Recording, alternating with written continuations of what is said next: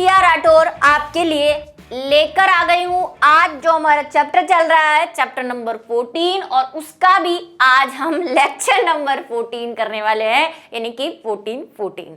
ठीक है, चलिए तो शुरू करते हैं। आज कुछ क्वेश्चन आंसर भी करेंगे जो एनसीईआरटी के अंदर है, उनको लेंगे हम। चैप्टर खत्म होने वाला है, ये एक अच्छी बात आपको सुनने में लगे तो भाई आज ये चैप्टर फ्लो तो आपको पता ही है, ग्रीन हाउस वगैरह सब कुछ हम पढ़ चुके हैं, और आज हम पढ़ने वाले हैं ऑक्सीजन चक्र के बारे में और क्वेश्चन आंसर करेंगे।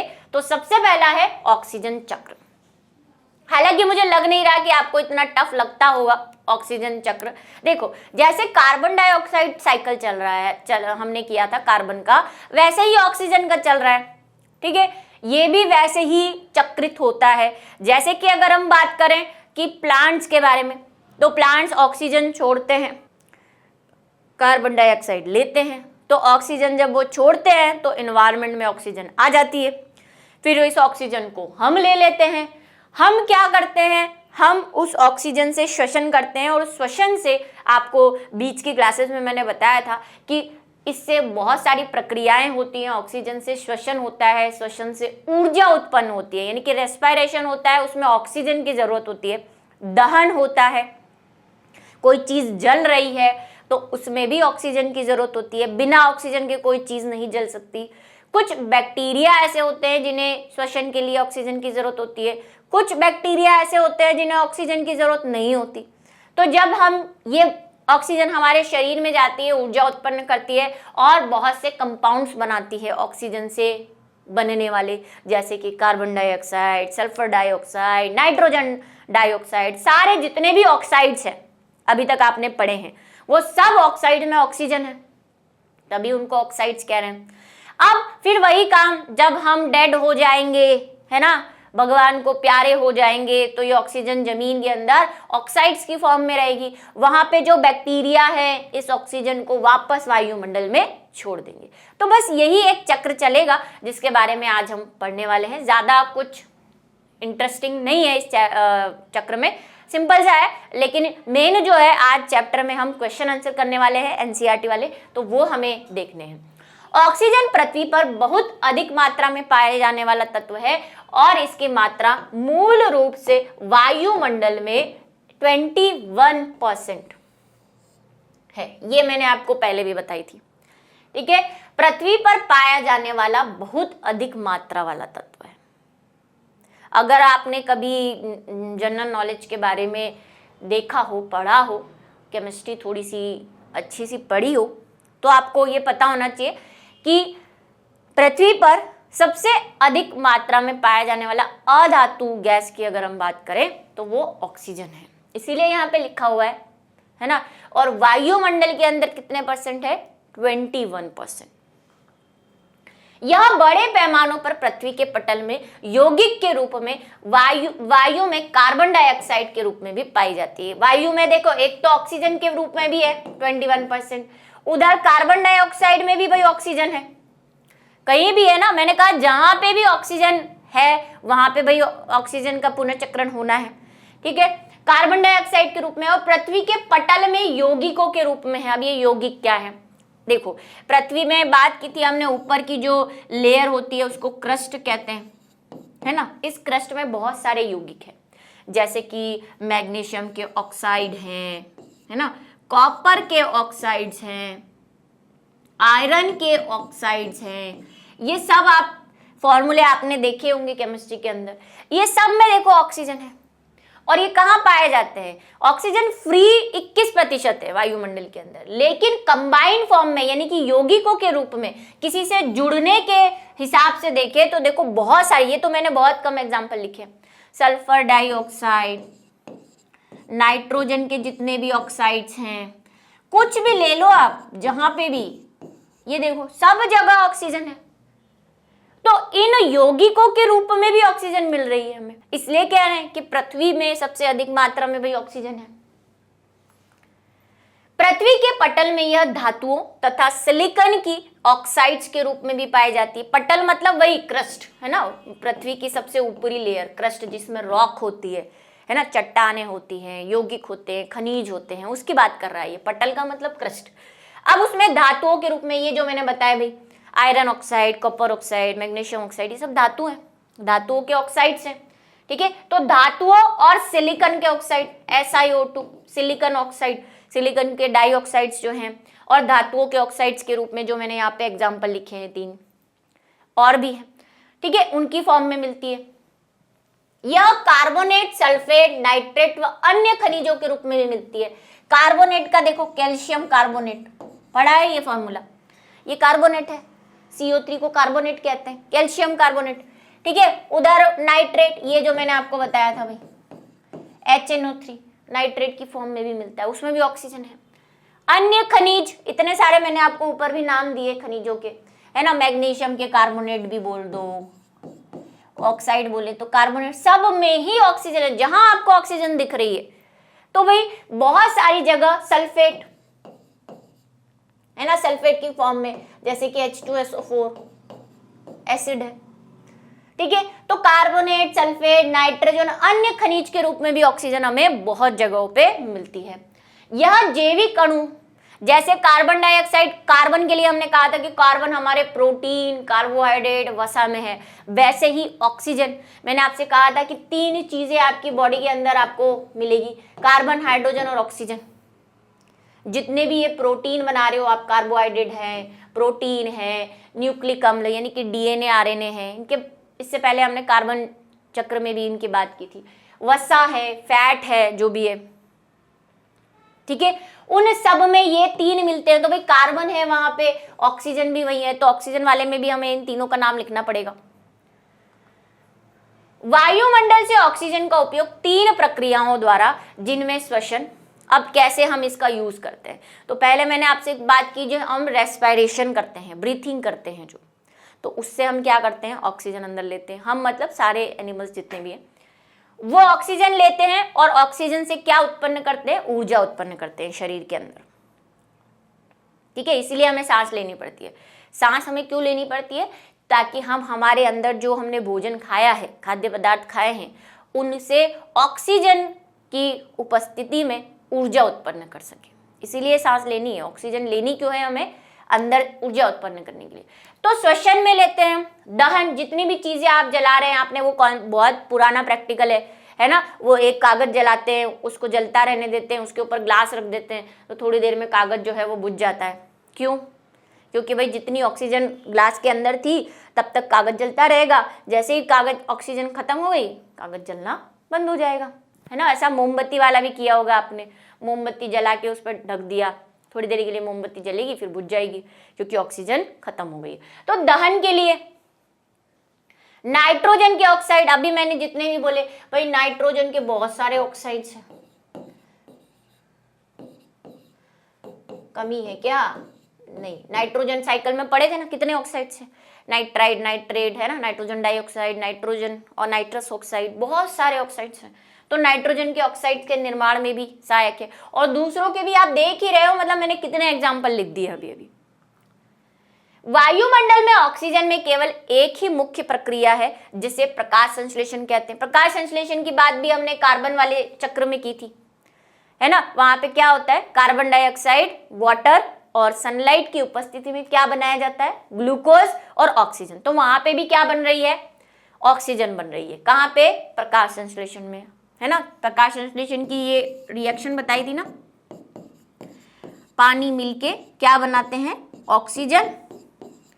ये क्या है, ये है ग्लूकोज। इसको ग्लूकोज का फॉर्मूला, जो कार्बोहाइड्रेट की हम बात कर रहे हैं, यही बनता है प्रकाश संश्लेषण के अंदर, है ना। तो देखो यहाँ ऑक्सीजन आ रही है, तो उत्पन्न करने का जो हमारे पास सोर्स है, स्रोत है, वो क्या है, कार्बन डाइऑक्साइड की मेनली, प्रकाश संश्लेषण, क्योंकि वहीं से ऑक्सीजन हमें मिल रही है। मेनली पौधे ही हैं हमें जो ऑक्सीजन बना बना के दे रहे हैं। इसलिए कह रहा है कि वायुमंडल में ऑक्सीजन का केवल एक मुख्य प्रक्रिया, जिसे प्रकाश संश्लेषण कहते हैं, के द्वारा लौटती है। प्योरली ऑक्सीजन अगर कोई देने वाला है हमें, तो वो कौन है, प्रकाश संश्लेषण। बाकी सब में तो देखो मिली हुई है कहीं ना कहीं, जितने भी ऑक्साइड्स आप देख रहे हैं सब में किसी ना किसी के साथ मिली हुई है। लेकिन फ्री फॉर्म में, मुक्त अवस्था में, मतलब अकेली ऑक्सीजन देने का हमारे पास क्या स्रोत है, क्या सोर्स है, प्रकाश संश्लेषण। ठीक है, इस प्रकार के प्रकृति में ऑक्सीजन चक्र की रूपरेखा बनती है और यही ऑक्सीजन चक्र जो है वो इसी तरह से चलता है जैसे कि कार्बन चक्र चलता है। यद्यपि हम जीवन में श्वसन की क्रिया में ऑक्सीजन को महत्वपूर्ण मानते हैं, परंतु कुछ जीव मुख्यतः बैक्टीरिया तत्वीय ऑक्सीजन द्वारा जहरीले हो जाते हैं। हम कह रहे हैं कि जितने भी जीव हैं वो बिना मतलब सबको ऑक्सीजन की जरूरत होती है, लेकिन कुछ बैक्टीरिया ऐसे हैं, आपने पढ़ा होगा, इनको बोलते हैं एनॉक्सी या अनॉक्सी श्वसन करते हैं ये, है ना। इनमें भी रेस्पिरेशन है लेकिन इनमें ऑक्सीजन की जरूरत नहीं होती। कुछ बैक्टीरिया कहा मैंने, सारे बैक्टीरिया की बात नहीं कर रहे, उसमें भी हम कुछ बैक्टीरिया की बात कर रहे हैं जिसके बारे में आपने सुना होगा एनारोबिक रेस्पिरेशन, है ना। रेस्पिरेशन दो प्रकार का होता है, एक ऐसा रेस्पिरेशन जिसमें ऑक्सीजन की जरूरत होती है जैसे कि हम कर रहे हैं, हमें सांस लेने के लिए ऑक्सीजन की जरूरत है। कुछ बैक्टीरिया ऐसे होते हैं जो बिना ऑक्सीजन के भी श्वसन कर सकते हैं, उनको क्या कहते हैं, अनॉक्सी श्वसन वाले, एनारोबिक रेस्पिरेशन, ठीक है। उनको ऑक्सीजन की जरूरत नहीं होती, उनको कुछ और चीजों की जरूरत होती है जैसे कि कोई केमिकल की, सल्फर की जरूरत होती है। एक बैक्टीरिया होते हैं सल्फर बैक्टीरिया, उनको सल्फर की जरूरत होती है, ऑक्सीजन की जरूरत ही नहीं होने। तो कुछ बैक्टीरिया ऐसे हैं और ये सारे मैक्सिमम आपको कैसे जहरीले हो जाते हैं, भाई ऑक्सीजन नहीं है उसमें तो कैसे हो जाएंगे, जहरीले पदार्थ बनाते हैं जो हमारे लिए नुकसानदायक हो सकते हैं, ठीक है। वास्तव में बैक्टीरिया के द्वारा नाइट्रोजन स्थिरीकरण की प्रक्रिया ऑक्सीजन की उपस्थिति में नहीं होती। हाँ, ये बात भी हमने पढ़ा, याद करो नाइट्रोजन साइकिल। नाइट्रोजन साइकिल में आपको समझाया था ना कि कुछ बैक्टीरिया होते हैं जैसे राइजोबियम है, एनाबिना है, नोस्टॉक है, ये क्या करते हैं, नाइट्रोजन स्थिरीकरण कर रहे थे। लेकिन उनमें भी जैसे राइजोबियम जो था, राइजोबियम के बारे में बताया था आपको, बताया था ना, ये वो लेग्यूमिनेसी कुल के, है ना, जो चना है मटर है उनकी जड़ों में रहता है और ऐसे नोट्स बनाता है ना, गिठाने बनाता है, याद आ रहा है। अब ये राइजोबियम होता है ना, इसको नाइट्रोजन स्थिरीकरण करने के लिए, मतलब वही वायुमंडल की नाइट्रोजन को नाइट्राइट और नाइट्रेट में बदलने के लिए ऑक्सीजन की जरूरत नहीं होती।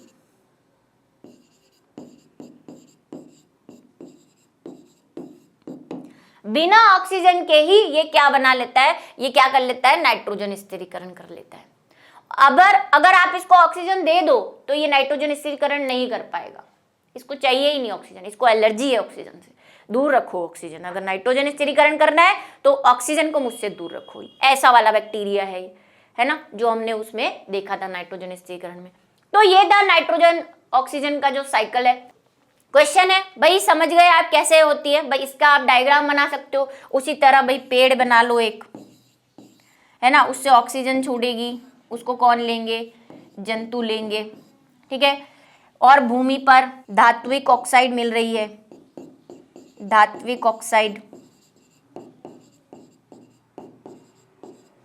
जब जंतु डेड होंगे तो फिर ये ऑक्सीजन यहाँ पे मिल जाएगी, ठीक है। इनसे जो कार्बन डाइऑक्साइड निकल रही है वो भी, उससे भी ऑक्सीजन वापस किस में जा रही है, वायुमंडल में जा रही है।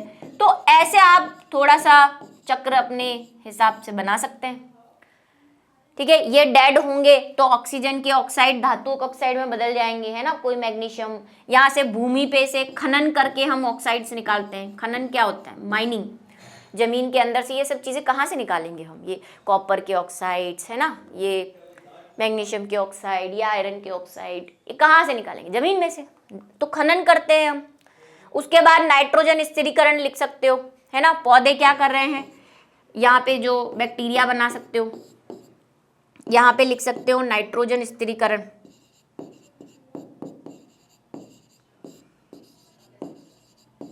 नाइट्रोजन स्थिरीकरण में भी क्या हो रहा है ना, नाइट्रोजन के ऑक्साइड्स बन रहे हैं, ऑक्साइड्स मतलब ऑक्सीजन बन रही है। तो बहुत ऐसा ऑक्सीजन का कोई पर्सनल चक्र नहीं है, लेकिन ये ज्यादातर फ्री अवस्था में तो वायुमंडल में रह रहा है 21%, है ना। बाकी सब जगह ये यौगिकों के रूप में, धातुओं के ऑक्साइड्स के रूप में, प्रोटीन कार्बोहाइड्रेट में, इस फॉर्म में रहता है। फ्री अवस्था में यानी कि मुक्त अवस्था में आपको ये जनरली कम मिल पाता है। अब क्वेश्चंस कर लेते हैं भाई। अब ये क्वेश्चंस हमने वैसे तो क्लास में कर रखे, लेकिन यहाँ पे मैं आपको थोड़ा सा बता दूंगी कि इसको कैसे लिखना है। ठीक है, पहला क्वेश्चन है कि जल चक्र के क्रम में पानी की कौन कौन सी अवस्थाएं पाई जाती है। अब जल चक्र में हमने पढ़ा था कैसे चलता है वाटर साइकिल, अब उनमें पानी की कौन कौन सी अवस्था है, तो जो पानी की 3 अवस्थाएं वही पाई जाएगी, कोई स्पेशल अवस्था तो हम लाएंगे नहीं। सबसे पहले जल चक्र में पानी की निम्नलिखित अवस्थाएं, पहली द्रवीय अवस्था जिसको लिक्विड स्टेट कहते हैं। भाई पानी की वैसे ही 3 ही स्टेट है, लिक्विड, गैस और सॉलिड, वही मिलेंगी। विभिन्न जल स्रोत जैसे झीलों में, नदियों में, भौम जल का मतलब जमीन में पाया जाने वाला जो अंडरग्राउंड होता है ना पानी, समुद्रों में, तालाबों में जो जल है वो कैसा होता है, लिक्विड अवस्था में होता है। गैसीय अवस्था जिसको हम जलवाष्प कहते हैं, मैंने कहा था वायुमंडल में भी जल पाया जाता है, किस फॉर्म में, जलवाष्प की फॉर्म में, जिसको आप मॉइस्चर कहते हो, है ना, मॉइस्चर जिसको कहते हो। नमी हमेशा रहती है, बारिश के दिनों में थोड़ी ज्यादा रहती है, नॉर्मली थोड़ी सी कम रहती है। जल स्रोत से वाष्पीकरण तथा पत्तियों से वाष्पोत्सर्जन जो होता है, पत्तियां वाष्पोत्सर्जन करती है, जल को वाष्प बन के उड़ा देती है, तो ये गैसीय अवस्था है, वायुमंडल में जल वाष्प के रूप में रहता है। साथ में जो पानी है, पानी में भी वही वाष्पोत्सर्जन हो रहा है जिससे बादल बनेंगे, ये सब हमने पढ़ा था जल चक्र के अंदर। फिर है बादल, संघनित जल वाष्प बादलों में मौजूद होती है, ये वाष्प बन के क्या बनाती है, बादल बनाती है। उसके बाद ठोस अवस्था में यानी बर्फ में, तो ओले, है ना, ओले गिरते हैं ना बर्फ के बड़े बड़े, जहाँ पे बहुत ज्यादा ठंड पड़ती है सर्दियों में ओले गिरने लग जाते हैं, कई बार बारिश में भी गिरने लग जाते हैं। और बर्फबारी, और जो हमारे बर्फ के पहाड़ हैं, आप शिमला चले जाओ, लद्दाख चले जाओ, यहाँ पे तो भाई बर्फ, पानी जो है बर्फ के फॉर्म में ही मिलता है। तो ये 3-4 जो मेनली तो यही है, द्रव अवस्था, गैसीय अवस्था और ठोस अवस्था। बादल भी जलवाष्प के अंदर ही आता है, लेकिन हमें स्पेशली जल चक्र के अंदर पूछा था तो हमने ये बादल को भी ले लिया। ठीक है, तो ये आपको 3-4 चीजें जो हैं वो इस क्वेश्चन के अंदर लिखनी है। एनसीईआरटी में वो जो ब्लू कलर के क्वेश्चन आते हैं ना, वो है ये, सबसे लास्ट में ही है शायद। नेक्स्ट है जैविक रूप से महत्वपूर्ण 2 यौगिकों के नाम लिखिए। ठीक है, जिनमें ऑक्सीजन और नाइट्रोजन दोनों पाए जाते हैं। अभी बस हम पढ़ के आए हैं ऑक्सीजन चक्र, अब आपको ऐसे 2 यौगिकों के नाम लिखने हैं जिसमें ऑक्सीजन भी हो और नाइट्रोजन भी हो। ऐसे यौगिक समझ गए ना, कंपाउंड, अभी थोड़ी देर पहले ही टॉपिक हम पढ़ के आए हैं, जिसमें ऑक्सीजन के साथ कुछ मिला हुआ हो, नाइट्रोजन के साथ कुछ मिला हुआ हो, तो बताने हैं हमें। जैविक रूप से महत्वपूर्ण 2 यौगिक जिनमें ऑक्सीजन और नाइट्रोजन दोनों होती है वो निम्न है। सबसे पहला है न्यूक्लिक अम्ल, क्योंकि अभी ऑक्सीजन हमने पढ़ा, उसमें भी हमने न्यूक्लिक अम्ल का नाम लिया था। आप नाइट्रोजन चक्र को एक बार देखना, वहां पे भी हमने कहा था कि डीएनए आरएनए में नाइट्रोजन होता है, देखना अगर याद नहीं आ रहा है तो न्यूक्लिक अम्ल में दोनों होती है, नाइट्रोजन भी होती है, ऑक्सीजन भी होती है। नाइट्रोजन वैसे मैंने आपको पता नहीं तो इतना डिटेल में नहीं बताया होगा, वैसे प्यूरिन पिरामिड और नाइट्रोजन बेस होती है, जो डीएनए बना होता है ना हमारा, उसमें नाइट्रोजन भी होती है, ऑक्सीजन भी होती है। प्रोटीन में भी ये दोनों होते हैं, अमीनो अम्ल बने होते हैं, अमीनो अम्ल के अंदर नाइट्रोजन और ऑक्सीजन दोनों होती है। यहाँ पे मैंने एक फॉर्मूला भी लिखा था अमीनो अम्ल का, कि प्रोटीन किससे बने होते हैं, अमीनो अम्ल से, और अमीनो अम्ल का मैंने आपको ये फॉर्मूला बताया था। मैंने कहा था ये लिखना नहीं है, अभी भी नहीं लिखना है, अभी बस मैं आपको बता रही हूँ। देखो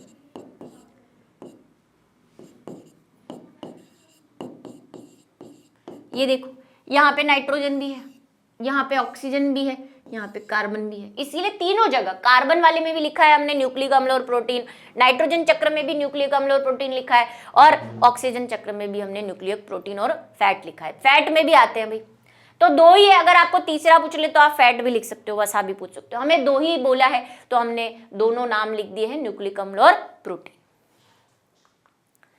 नेक्स्ट है मनुष्य की किन्हीं 3 गतिविधियों को पहचाने जिसमें वायु में कार्बन डाइऑक्साइड की मात्रा बढ़ती है। आपको मनुष्य की ऐसी 3 गतिविधियां बतानी है जिसमें वो कार्बन डाइऑक्साइड को छोड़ता है पर्यावरण के अंदर। कार्बन चक्र पढ़ा था हमने, कहाँ कहाँ पे छोड़ता है, तो सबसे पहली होती है हमारी श्वसन, रेस्पिरेशन, जिसमें हम क्या करते हैं, ऑक्सीजन को तो अंदर लेते हैं और कार्बन डाइऑक्साइड को बाहर निकालते हैं। तो फर्स्ट तो हो गई ये। दूसरा जो हम दहन करते हैं भाई, दहन किसी भी प्रकार का, लकड़ियां जला रहे हैं, है ना, वाहनों से निकला धुआं है, इन सब में क्या होती है, इन सब से भी कार्बन डाइऑक्साइड बाहर निकलती है। तो दूसरी, तीसरी और क्या बता सकते हो जहाँ पे कार्बन डाइऑक्साइड आप जो है रिलीज करते हो? भाई औद्योगिक क्षेत्र है ना, इंडस्ट्रियल एरिया है, वहां पे भी भाई कार्बन डाइऑक्साइड, धुआं वगैरह, है ना, डस्ट, इन सब में से भी क्या निकलती है, कार्बन डाइऑक्साइड निकलती है। अब देख लेते हैं और क्या लिख सकते हैं इसके अंदर। तो 3 क्रियाकलाप बताने। पहला, जंतुओं द्वारा श्वसन की क्रिया, वही रेस्पिरेशन, उसमें हम क्या करते हैं, कार्बन डाइऑक्साइड गैस मुक्त करते हैं। जीवाश्म ईंधन, जो मैंने कहा जलाते हो आप, है ना, कोई भी लकड़ी जला रहे हो, कोयला जला रहे हो, तो उसके अंदर पेट्रोल जला रहे हो, वाहनों के अंदर डीजल जला रहे हो, ये डीजल है बच्चों, है ना, डीजल आदि जलाना। और पेड़ काटना, पेड़ क्या करते हैं, कार्बन डाइऑक्साइड को ले रहे हैं, हम उन्हीं पेड़ को काट देते हैं। तो इनडायरेक्ट वे में हम क्या कर रहे हैं, पर्यावरण के अंदर कार्बन डाइऑक्साइड का लेवल बढ़ा रहे हैं, क्योंकि हम पेड़ काट रहे हैं, वही है जो कार्बन डाइऑक्साइड को कम कर रहे हैं, और उन्हीं को हम काट रहे हैं। तो ये भी एक मानवीकृत क्रिया है जिसमें हम कार्बन डाइऑक्साइड को पर्यावरण के अंदर बढ़ने दे रहे हैं या लेवल बढ़ा रहे हैं। तो ये 3 चीजें आप इसके अंदर लिख सकते हैं, स्क्रीनशॉट ले सकते हैं इसका। नेक्स्ट है ग्रीन हाउस प्रभाव क्या है। इसको हमने काफी डिटेल में पढ़ा है, लेकिन इसको कैसे और लिख सकते हैं आप, उसके लिए मैंने यहाँ पे आपको थोड़ा सा लिख दिया है। वैसे आपने लेक्चर देखा होगा तो उसमें हमने ग्रीन हाउस प्रभाव को अच्छे से पढ़ा था, और एक बार अभी और देख लेते हैं। कुछ गैस, मुख्यतः CO2, मीथेन, पृथ्वी के वायुमंडल से ऊष्मा को बाहर जाने से रोकती है। वायुमंडल में इस प्रकार गैसों में वृद्धि से संसार का तापमान बढ़ जाता है। इस प्रकार के प्रभाव को ग्रीन हाउस प्रभाव कहते हैं। समझा तो हमने था और लिखा भी बहुत सारा था, लेकिन यहाँ पे भाई सीधा सा हमसे पूछा है तो हम सीधा सा आंसर देंगे क्या, कि पृथ्वी पर कार्बन डाइऑक्साइड और मीथेन स्पेशली की लेयर मोटी होती जा रही है ना, ज्यादा होती जा रही है। अब क्या हो रही है, ये सनलाइट को अंदर तो आने देती है, पहले क्या हो रहा था, आने भी दे रही थी, जाने भी दे रही थी। अब ये सनलाइट को अंदर तो आने देती है लेकिन बाहर नहीं जाने देती, है ना, बाहर जाने से रोकती है, जिससे कि क्या हो रहा है, गैसों की वृद्धि हो रही है, गैस बढ़ रही है, और अब सनलाइट हीट लेके आती है और सारी हीट पृथ्वी के ऊपर ही उत्सर्जित कर देती है, क्योंकि उसकी किरणें बाहर नहीं जा पा रही, तो सारी हीट पृथ्वी पर ही रहती है, जिससे कि पृथ्वी का टेम्परेचर क्या होता जा रहा है, बढ़ता जा रहा है। ये हमने पढ़ा था, ठीक है। इसी को हम क्या कह रहे हैं, ग्रीन हाउस इफेक्ट या ग्रीन हाउस प्रभाव कह रहे हैं, ठीक। नेक्स्ट है, वायुमंडल में पाए जाने वाले ऑक्सीजन के 2 मुख्य रूप कौन कौन से हैं, ये बता सकते हैं भाई। आज के लेक्चर के अंदर ही है, ये तो कितने बता दिए। ये देखो क्या नहीं लिखा, आज हमने सब कुछ लिख दिया, और उसके बाद भी बहुत है। ये देखो इस पे भी लिखे हैं और आगे भी लिखे हैं। इनमें से कोई लिखना चाहते हैं लिख सकते हैं, लेकिन मैं आपको इजीएस्ट बताती हूँ, है ना। इनके अलावा ये तो है ही यौगिकों के, लेकिन और मैं आपको 2 एग्जाम्पल और बता देती हूँ जो ज़्यादा आपको शायद इजी लगेंगे और लिखने में भी आपको थोड़ा सा सही रहेगा। ये देखो, सबसे पहला ऑक्सीजन के अणु जो कि O2 होती है, द्विपरमाणविक ऑक्सीजन होती है। द्विपरमाणविक का मतलब समझते हो, है ना, केमिस्ट्री पढ़ते हो, चैप्टर 1, 2, 3 सब पढ़े हैं। द्विपरमाणु का मतलब जिसमें 2 परमाणु है। देखो ऑक्सीजन 2 परमाणु है ना, 1 2, O2 है। ये है त्रिपरमाणविक, इसमें 3 ऑक्सीजन के अणु है ना। ओजोन जो होती है उसमें 3 होती है, 3 ऑक्सीजन है, 3 ऑक्सीजन के अणु है, इसीलिए इसको क्या कह रहे हैं, ओजोन, यानी कि 3। तो ये सबसे सिंपलेस्ट है। आपको ये नहीं लिखना है तो आप, मैंने जो आज लिखा है उनमें से भी बहुत सारे क्या कर सकते हैं, लिख सकते हैं। तो ये थे आज के क्वेश्चन, और ऑक्सीजन साइकिल इतना ही आज हम करेंगे, क्योंकि नेक्स्ट हम जो करने वाले हैं वो कुछ और क्वेश्चन आंसर करने वाले हैं। एनसीईआरटी के जो बुक के पीछे के क्वेश्चन आंसर है उसको डिस्कस करेंगे, लेकिन उसके लिए आपको करना पड़ेगा नेक्स्ट लेक्चर का इंतजार। तो मिलेंगे नेक्स्ट टाइम।